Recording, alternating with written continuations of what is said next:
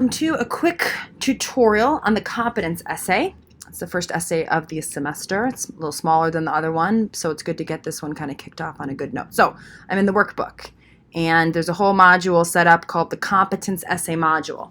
You see you've got your assignment description, the sample essay that you can work from, the interpersonal communication inventory, which you'll need to take and score, and then you have a couple of checklists and worksheets to sort of help you through the writing process. The other thing I'll note is that if you go into the module on Canvas and you look in the competence essay module, here it is, you'll see you also have an electronic version of the essay.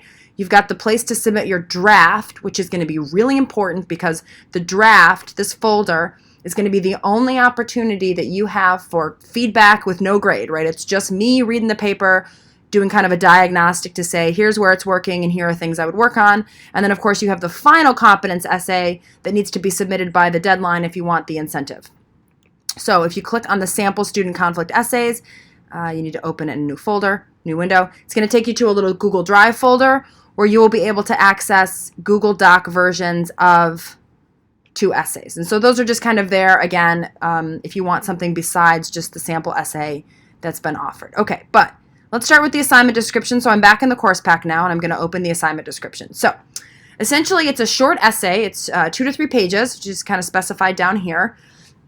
And you're going to assess your interpersonal communication competence with focus on a specific component and its strengths and weaknesses, as well as the role that your intrapersonal communication plays. So in other words, you're going to pick one aspect of competence from the model. So I don't want everything under the sun, right? It's like 2-3 pages. It's real small. I do not need you to cover every aspect of competence. I would just say that maybe you're highly inappropriate, or maybe you have to trade appropriateness for ethicality, or maybe you think that you're ethical, but in fact, you often behave in ways that are unethical, right? So however you want to slice that pie, just don't choose more than one, maybe 2 components if you're going to do kind of like a trade-off, like I trade ethicality for appropriateness or whatever. But do not try and cover the entire competence model. And then you're going to say why your intrapersonal communication affects your competence. So a couple of different examples might be, I am a highly ethical communicator because my interpersonal communication focuses a lot on other people's needs. Or it might be that I am a highly effective communicator because I spend a lot of time in my head self-monitoring. Or it might be that I struggle with appropriateness as a communicator because I don't do a lot of self-monitoring, right? Or it could be about your self-talk. It could be about your explanatory style. It could really be anything related to intrapersonal communication that you want to pinpoint that specific intrapersonal communication issue as the reason why you struggle in this particular area of competence. All right, so that's the first sentence. To support your thesis, which is what we just talked about, any of those sentences would be your thesis. You'll use definitions of key concepts. So anytime you use a new concept, ethicality, competence, intrapersonal communication, self-talk, or any of those keywords from class, you're going to define it, always in your own words. So this is a little bit unique to this class. I don't want you to cite the textbook. As far as I'm concerned, anything from the course pack, anything that I've assigned to you to read is your knowledge that lives in your head. So if you want to define a word, all you have to do is paraphrase it. Do not ever cite the textbook. Don't plagiarize the textbook either. So if you're going to come up with a definition of ethicality, don't use the definition from one of the readings and then just not cite it, right? That's just not good practice. Instead, come up with your own unique way of phrasing what ethicality means. Put it in there as your own knowledge. Do not cite the course pack. Do not cite me. Don't cite anything except new independent research that you bring to the table. You're going to use one concrete scenario. So you're going to use one specific story that shows what your competence looks like in action. Not 4 scenarios, not 9 examples, right? One scenario. It's all you've got time for. And then you're going to use statistics from the inventory that you'll need to fill out and have complete before you start writing the paper. And then the last part of the paper is going to be identifying an intrapersonal communication tactic. So something that you can say in your head, something you can tell yourself, a phrase that you can think. It could be a mantra. It could be just a very specific phrase. It could be a form of assertive communication. It can be anything that would be helpful to you in improving this area of competence that you're going to demonstrate is an area of struggle for you throughout the paper. And as part of explaining why and how that interpersonal communication tactic will help you, you should use 2 popular research sources. Not peer-reviewed, not stuff you have to get out of a journal, not stuff from the Milne Library, right? 2 popular resources, such as Psychology Today. Now, that said, I don't want crap, right? So we'll talk about that a little bit later, but even though they're not peer-reviewed journal articles, there's still a lot of really good stuff out there. Mental Floss, some stuff from BuzzFeed or Vice Magazine, Psychology Today, right? Any of these sources are good. There's millions of others. You just have to make sure that they're useful and insightful and that they can sort of just be accessed on the web. It can also be magazines. It can be a book, but generally speaking, most people avoid that. All right, so in terms of formatting, it's got to be formatted in APA 6, and it needs to have all the things specified in the formatting section. In terms of content, we've kind of already gone over it, but this is just sort of a basic checklist. You have to have a unique thesis focusing on one component of your competence and the role of intrapersonal communication. The thesis needs to tie the paper together. So if your thesis is about how negative self-talk or a specific kind of negative self-talk negatively affects your ethicality, then later in the paper, I don't want the paper to suddenly be about listening, right? Because that wasn't what your thesis said. So it all needs to point back to the thesis. You have to have a couple of statistics from your inventory. You have to have that intrapersonal tactic, right? That statement or set of related statements that you're going to start saying in your head to improve your competence. They need to be interesting, meaning they're actually usable, they're unique, I hadn't thought about them before, and they have to be actionable, meaning I have to believe that you're going to do this. Like, I have to believe that next time you're in this situation, you're going to use the tactics that you said you were going to use. You have to have your 2 popular research sources, not from class, and you have to have your 1 concrete story or scenario from personal experience. All right, in terms of style, other than the APA 6, when you write, you should write conversationally for a general non-technical audience, which means explain your terms, write clearly, but you do not have to use kind of like overly self-aggrandizing, what you consider quote-unquote academic language. You should write for a general non-technical audience. You should define all your keywords as soon as you introduce them. Do all theoretical explanations in your own words. Don't cite stuff from class. Like, I just do not do that. You don't need to. It's part of your brain. You don't need to cite it. And then go for depth. A few ideas explained well over breadth, which is many ideas explained superficially, right? I don't want to hear about 7 aspects of competence and how you relate to each one. I want to hear about 1, maybe 2 in depth, and I want you to show those in practice using your scenario. And then when you submit it, it needs to be in PDF. Within the page limit, right? We don't want like 3.5 pages, and then you submit it to Canvas. So that's pretty explanatory. Okay, and then right after that, you have a sample paper that will help you. So as you can see, there are 1-inch margins up at the top. That's part of APA. 1-inch margins on the left and 1-inch margins on the right. I'll be looking for that. The running head it says running head. H is lowercase. It's telling me, the reader, that this is the running head. And then in capital letters, it has an abbreviated title. So the full title of the paper is Struggling with Interpersonal Communication Ethics, Well-Meaning Over Functioning. Okay, so Struggling with Interpersonal Communication Ethics, that's the title. Interpersonal Communication Ethicality is just an abbreviated title. And then here's the page number. It's all in Times New Roman. This is all in Times New Roman. It's going to have your first and last name, and it's going to have your institution. And this is going to be in sort of the top 1/3 of the page. So you don't want it way down in the middle. You don't want it at the bottom. This is exactly what your cover page should look like. Just mimic this exact format. And then you can have an optional author's note if you'd like, but you don't need one. All right. Ignore, obviously, these page numbers down here. Those are part of the course pack. Then, on the next page, because we've already told the reader, hey, this is the running head, it's going to look like this. On the next page, it's just the stuff in caps, right? We don't put the word running head there. And then, of course, it should say page 2. Now, the reason we do this is because in the old days, when you had the paper printed out and stapled together and handed in, let's suppose it wasn't stapled or whatever, and I dropped the paper, and I had all of these number 2, number 3, number 4 pages just floating around. The way that we knew to recompile those is by what the running header was. So even though it's kind of like an outdated practice, now that we use a lot of electronic documents, you still need to learn it.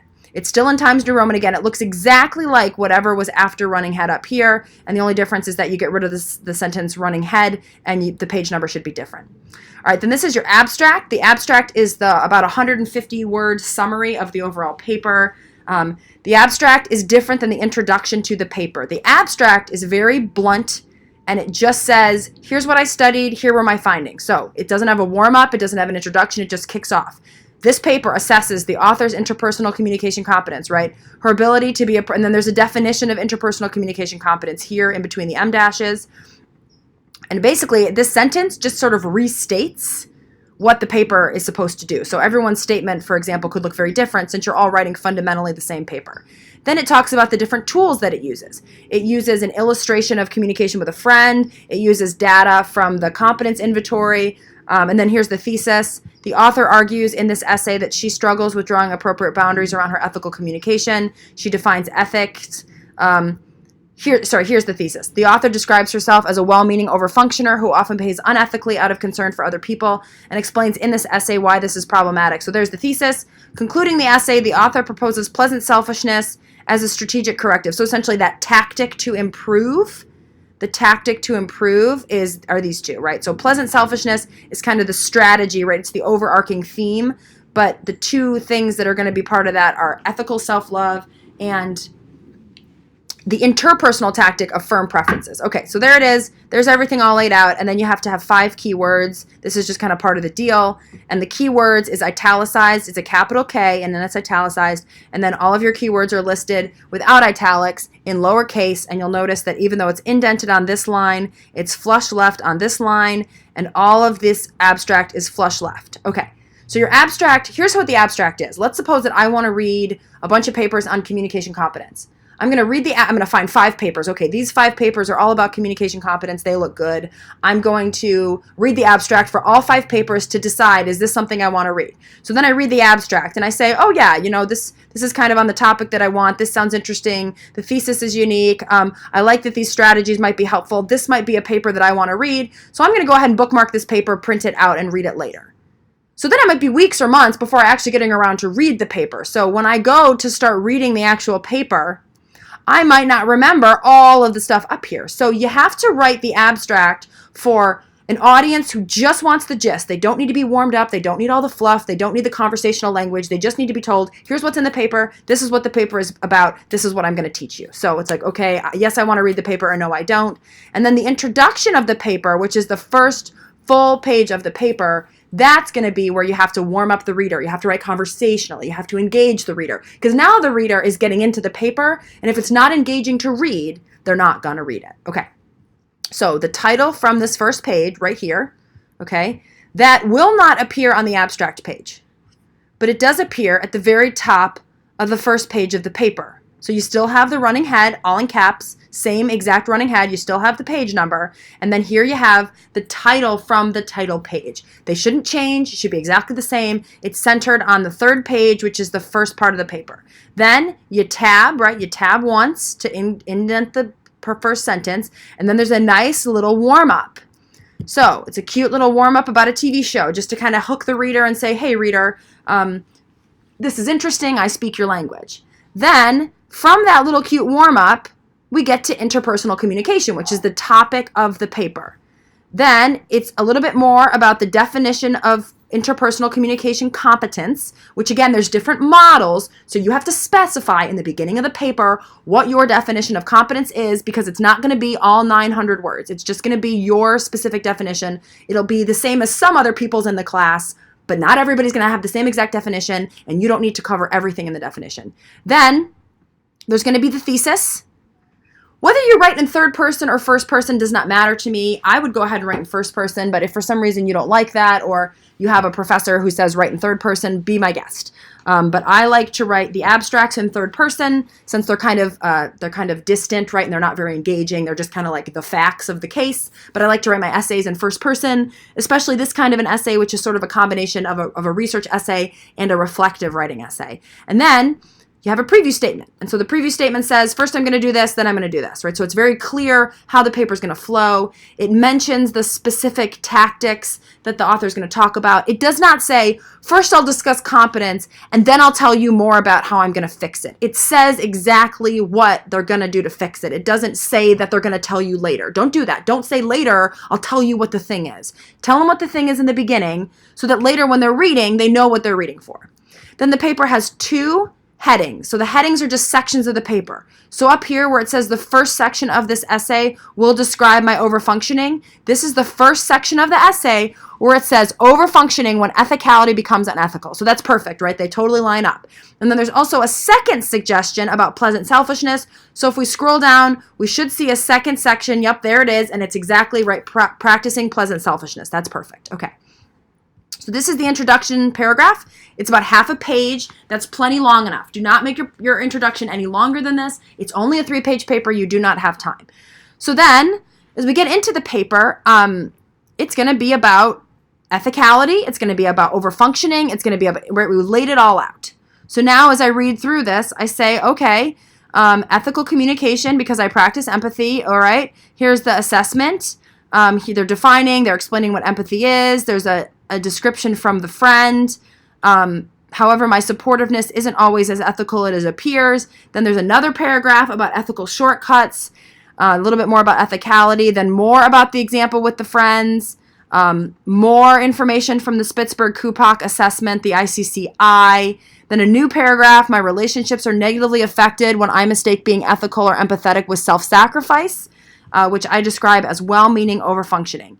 When I have good, and then there's more on this whole friend thing. So up here was all about the friend and the birthday, and down here it's kind of more in detail. Like they really lay out what that looks like. So over here in the italics with the parentheses, that's what they're thinking, and then with the quotes and the no italics, that's what they're saying out loud. So that kind of shows the difference between their intrapersonal and their interpersonal, and then they kind of reference, right? They have the lines here to say, okay, as L7, right? So it kind of helps reference back to what they've done. And this is fine to do it this way. Some people do, some people don't. This is just, it's kind of helpful. It's very economical, makes it easy. Then, as we get down into practicing pleasant selfishness, there's this proposal. This person has used an outside source, Your Pocket Guru. The person talks about their interpersonal communication or internal monologue. They talk about ethical self-love. I will use self-talk expressions, right? So I will say things to my head such as, I deserve to see a movie. Others want to take care of me. Having preferences is a good thing, right? So when I go back to that movie scenario, if I had to go out and see another movie with a friend like this, these are the kinds of things that I would sort of repeat to myself to make myself more likely to express my own preferences, because otherwise I'm just letting everyone else do whatever they want. And then the second tactic is actually an interpersonal tactic. So instead of that being about what's going to go on in their head, it's about what they would say to another person. So firm preferences. When asked what movie I would like to see, I will avoid vague statements like I don't care or whatever, and simply state my wants. I would like Mexican. I would like to eat outside. I would like to eat at Cali and Tito's.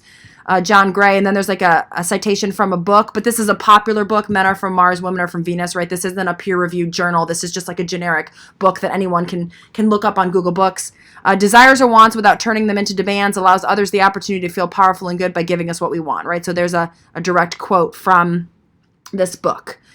I will avoid adding hedging statements such as if that's okay with you or unless you have a different idea, which I did in the example above. By practicing firm preferences, I can take a break from saving the world. Now, what you'll notice here is that this last sentence both wraps up the paragraph and wraps up the whole paper, but also this mention of taking a break from saving the world revisits the warm-up from the beginning about this hit TV show Heroes, Save the Cheerleader, Save the World. So, what you have is we call this psychological closure, where the ending of the paper harkens back, so this little sentence right here, harkens back to the opening sentence of the paper so that the audience gets a nice sense, okay, like now the paper's done.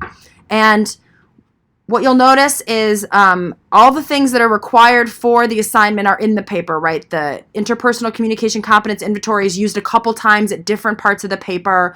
All of the key terms are explained.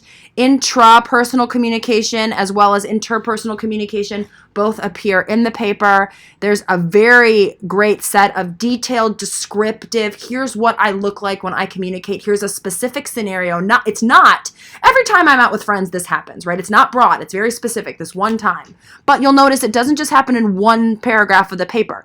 It's also mentioned up here. It's also mentioned in the previous paper. So rather than sticking like, here's all the statistics, here's my story, right, which people tend to do, you want to spread the statistics out, you want to spread the story out as evidence for the paragraph. How do you write a paragraph? Well, the way you write a paragraph is you look at the thesis statement. So in this case, our thesis is, I'm a well-meaning overfunctioner because I often behave unethically out of concern for other people. So every topic sentence of every paragraph, right, the first sentence has to point back to that. So this paragraph says, I consider myself an ethical communicator because I often practice ethicality's key skill, empathy. So this sentence right here is one particular piece of the puzzle that matches the thesis statement. Okay, the next topic sentence, and you know a topic sentence because it's the very first sentence of the paragraph, says, I often take ethical shortcuts by giving up on my own goals so someone else can be happy. So we've gone from saying that I practice empathy to saying, but sometimes when I do that, I tend to give up my own goals for other people. And then as evidence, I use statistics from the Interpersonal Communication Inventory. I also use different quotes from my movie scenario. I also use definitions. Then my third paragraph is about my relationships, right? So these paragraphs are more about what I do, and this one's about the impact on the relationship. My relationships are negatively affected when I mistake being ethical with self-sacrifice. Then I've got some more evidence coming from my particular scenario. Then I have another topic sentence. To draw better boundaries, I will practice pleasant selfishness. So this is part of the thesis, right? It's still related to ethicality and being a competent communicator. And then here's the second tactic. We'll practice interpersonally as firm preferences. So every topic sentence is unique. It's related to the thesis. It's different from the previous paragraph so that you're not just feeling the same sentence over and over again. And it's an argument or a claim. If you'll look, the second sentence of every paragraph is not a topic sentence. According to the Spitzberg and Kupak, blah, blah, blah, blah, blah. That's evidence. That is not a way to start a paragraph. That's a bad way to start a paragraph. That's evidence of a claim. The claim should start the paragraph. Same thing down here. Ethicality means approaching, blah, blah, blah, blah, blah. That's a definition. Definitions are not claims. They're not arguable. They're evidence. They go after the topic sentence. Okay, then down here. When I have no clear goals of my own, I disappoint others as shown. So as shown is evidence. So we're going to use this to support the topic sentence. It shouldn't be its own topic sentence.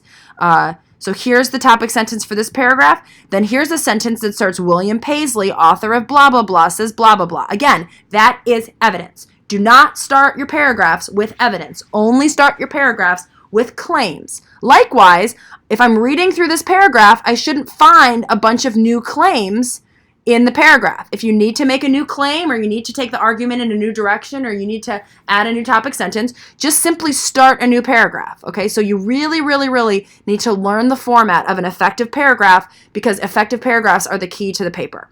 Then at the very end, the last page, which should be either page 5 or 6 for you, you're going to have still the running head at the top, still with the page number, right? That's been in every single page since the second page. That stays there throughout. You're going to have your references. It's called your references. You still have a 1-inch, you still have a 1-inch margin, okay? So that hasn't changed. It says references. We're still in a Times New Roman 12-point font. Then the way we do our references is it's the last name, capitalized, flush left, comma, first initial of the author, period. Then it's the date in parentheses with a period. Now, since this is published weekly or daily, the date is going to have a month and a day. For books that are only published, like they're not published often, we only need the year. If it's the title of a book, it's going to be italicized, and here are the capital first letters. If it's an article, then the next thing you're going to have is the title of the article, and you're not going to capitalize the first letter. However, you are going to capitalize and italicize the first letters of the name of the thing we got it from. So this is a book. The book is just one source, okay? But articles, there can be a lot of articles in, say, a magazine. So this particular website needs 2 citations. It needs the name of the page or the article that you read. It also needs the place where you got the article, okay? In this case, it's called Your Pocket Guru, and then you're also going to have a URL. We don't have a URL for books. Now, I can't give you every single type of citation that you might use for anything, right? There are books, there are websites, there are magazines, but generally speaking, it's always the same formula. The only thing that might be different is, let's suppose you don't have an author. Let's suppose you just can't find the author of this particular article. You're going to start with just the title, then the year, and then you're going to go on to blah, blah, blah, blah, blah, okay? But you're going to have to look this stuff up on your own. And then We go ahead and we finish. Make sure that your references are on your own page. So for example, if my paper had ended here and I had all this blank white space, I'm going to leave the blank white space there and I'm going to come down here and I'm going to start my references on a brand new page. I don't stick my references at the end of the previous page. So this is both kind of your overview of the competence essay and your overview of APA style. The key to writing a good paper is to write several drafts and get feedback on those drafts and try not to write your paper the night before. I know it's tempting, but it's not going to turn out well for you. So a couple other things you're going to need to write the paper. You're going to need the results of your interpersonal communication inventory. So that's right here. So you're just going to fill this thing out. The first one is the fancy new one for communication college students, right? That has the different components of competence. The second one is the old school Spitzberg and Kupak. So that has a different set of competence. Fill out the whole thing. You'll see your scores for listening, social relaxation, expressiveness, empathy, effectiveness, right? You'll kind of see all this stuff. And you get to decide what you want to write your paper on. And you're going to need this because you're going to need the statistics from this assessment to know what you want to write about. Now, knowledge, skill, and motivation, you don't really need to use those. You can if you want to. They're part of the model. But generally speaking, I don't know that they make for very interesting papers. But, one thing could be maybe you're very motivated to be an appropriate communicator, but you're not very knowledgeable or skillful.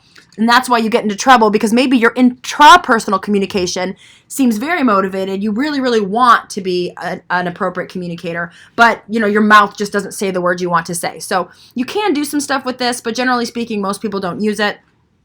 I've left it in there because I think it can be helpful for you to diagnose yourself. So you're going to need some statistics from the paper. The other thing I've given you is a topic sentence outline. And what this is it's kind of a writing guide that goes over how to map out ideas related to your thesis. So you can read through this, use it if you find it helpful. But what I want to point out is I've summarized what I said before about you need your thesis statement, and every sentence for every paragraph, the first sentence should be your topic sentence, which relates back to your thesis. And I've laid it out, right? Every topic sentence should be an actual word. Actual sentence, not a word, sorry. So every topic sentence should be an actual sentence, not a word. Okay, so I went ahead and I did that, and I've kind of laid that out for you. Everything after your topic sentence should be evidence. So we've gone over this, but I'm really a stickler for this because it's the only way to write a paper. You can't write any other way. Every topic sentence is at the beginning of the paragraph, and then everything else is evidence. There is no other way to structure a paragraph. So, example 1, your thesis is, I struggle most with the aspect of interpersonal communication competence known as appropriateness because as a low self-monitor, I'm not often focused on how I am fitting into my situations. Okay, note the use of the word because in this thesis statement. A good thesis statement always has a why or a so what, blah, blah, blah.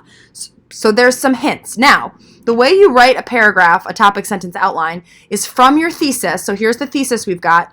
You come up with a list of claims or points that you would need to make for the previous thesis statement, right? So you might need to make a claim about your theory of interpersonal communication competence. You might need to make a paragraph about the definition of appropriateness. You might need to talk about what it means to be a low self-monitor. You might need to talk about how low self-monitoring affects appropriateness. You might need to talk about the consequences of being inappropriate, right? So these are all potential paragraphs that flesh out or expand upon your thesis statement, but you'll notice they're not the same thing because if you don't have different topic sentences for each paragraph, the paper seems like you're just spinning your wheels. So you need a combination of topic sentences that are distinct from each other, but all still relate to the thesis. And then you'll notice that the one I struck out here, a personal example, is struck out because it's not a topic sentence, right? So this would not be a good way to start a paragraph because it's a personal example. That's evidence that belongs in the paragraph, but it's not the topic sentence for the paragraph. So the list above is a good start, but right now it's just a list of ideas. Turning these ideas into complete sentences gives you a topic sentence outline. So then there's a few more things to do for your topic sentence outline and a couple of summaries at the end. And then once you have your topic sentence outline, right, so once you have a list of maybe 6 sentences that are different from each other but relate to each other and all point back to the thesis statement, then you know what 6 paragraphs you have to write. You just now have to go around and find the evidence that goes with each topic sentence. And again, you have a sample paper, so you can see how this topic sentence outline translates into the sample paper. And then I've also, for just like triple, double, quadruple, extra, infinity checking, I've made you a checklist so that when the paper is done, either you or somebody else from class that you've made friends with or a neighbor or whatever can read through this and say, okay, if I read your 3-page paper, then, and I read each thing, the essay fits the assignment description, the essay has a title page, the essay has an abstract, the essay has this, right? The essay has blah, blah, blah, the essay has a preview statement, the essay has content headings, the essay has a communication exchange with lots of quotes spread throughout the paper. You can essentially rank yourself, like 0 means like, no, this paper does not have those things. Then there's like 1, 2, and 3, and ideally you want to have a 3 on everything. Right? You want everything on this checklist to be in the paper, clearly relevant, done exactly how I laid it out. And that essentially is the end of the competence essay. And the best thing I can tell you is that when it comes time to turn in your draft, turn in the draft, because if you don't turn in the draft, I cannot give you feedback.